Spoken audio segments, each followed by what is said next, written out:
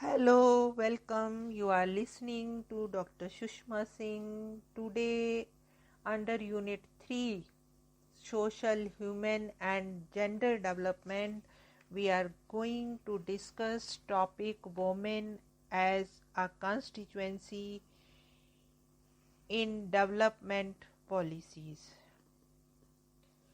It was only in 1970s that development policy oriented itself to women as a distinctive category rather than as a residual one. Development planners of the time were faced with the failure of the trickling down theory, with the problems of poverty and unemployment that seems to have aggravated with economic growth and with the need to focus on basic needs and poverty alleviation in the second decade of development. At around the same time, women's movement gave a strong voice to the idea that women's issues have development policy implications. Several studies highlighting women's productive activities, especially women's critical role in food production, women's preponderance among the poor of the world, and researches linking women's fertility to their status in society came to the fore and substantiated the need to integrate women in developmental goals. Thus, the UN Decade for Women was declared. This brought about a marked change in how development came to be directed at women. Before 1970, policy market had focused on women in very gender specific way. While men were targeted for development as household heads and breadwinners, women were seen primarily as mothers and dependents, hence were beneficiaries of the welfare measures rather than development itself.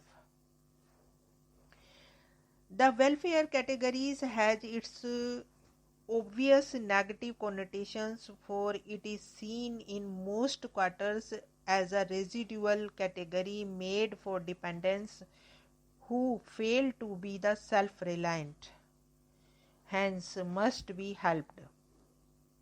Since women were typecast in their sex roles without reference to the reality of developing and underdeveloped countries, the kind of initiatives directed for them were programs on nutritional trainings, home economies, maternal and children's health care, and family planning.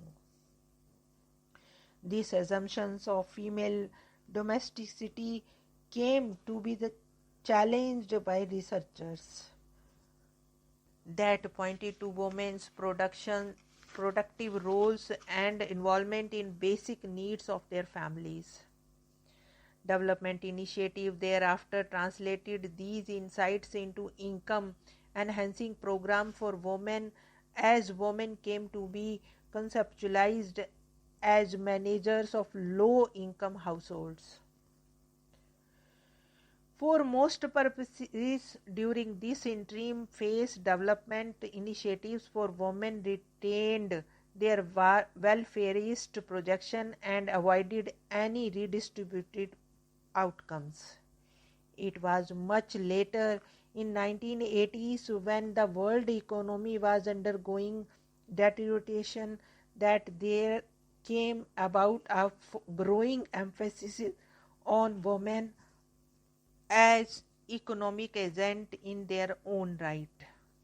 It came to be realized that women's productive capacities had been underutilized, and as economic restructuring came to be prescribed through processes of liberalization and privatization, it came to be hoped that free market enterprise would make for a more efficient usage of human resources, both male and female.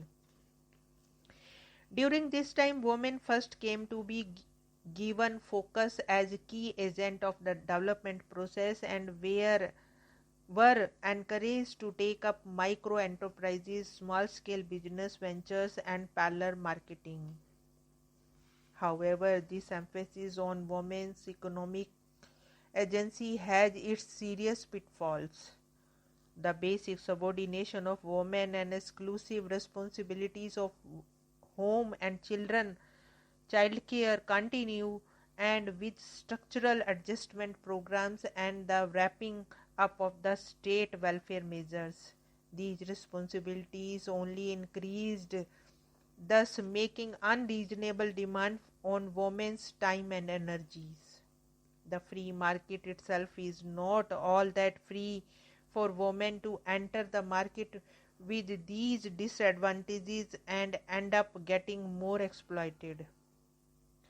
The efficiency approach of the women's development again does not go very far in making change for better conditions in women's life or for equality to men.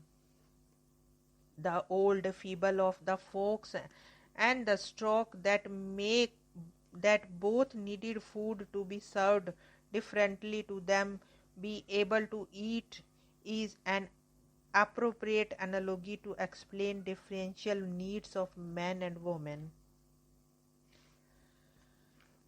Feminists have sought to influence developmental planners with the idea that for achieving developmental goal of freeing women from their subordination and achieving gender equality, recognition needs to be given to the gender division of labor in production and reproduction. This would lead to better appreciation for the differential needs of men and women. Equity and empowerment cannot be achieved in policy approaches that merely add women to existing developmental plans. Development policies must be based on a social relations framework that accounts for the differences in gender roles and needs. Additionally, development policy cannot justifiably premise itself on a universal category, woman, who does not exist. There are material differences in power, resources, and interests of women across the world that effectively stand discussed and denied behind the concept of women's development, a fact that came to be deeply resented by women's groups in Asia, Africa, and Latin America.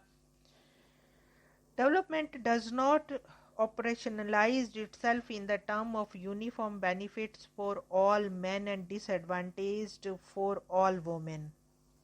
Women are on structurally disadvantageous terms with men, but then third world men and women are structurally disadvantaged as compared to first world men and women.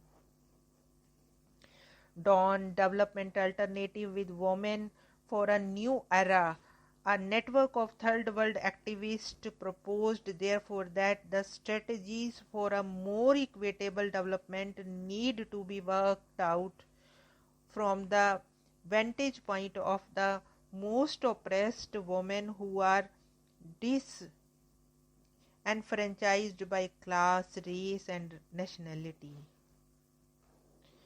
Only then can the complexities of subordination be fully taken care of in developmental agendas.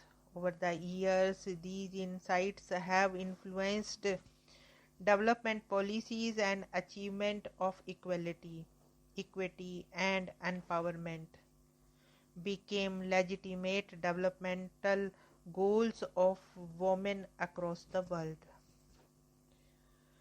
Here we want to close our today's lecture. Thanks for listening.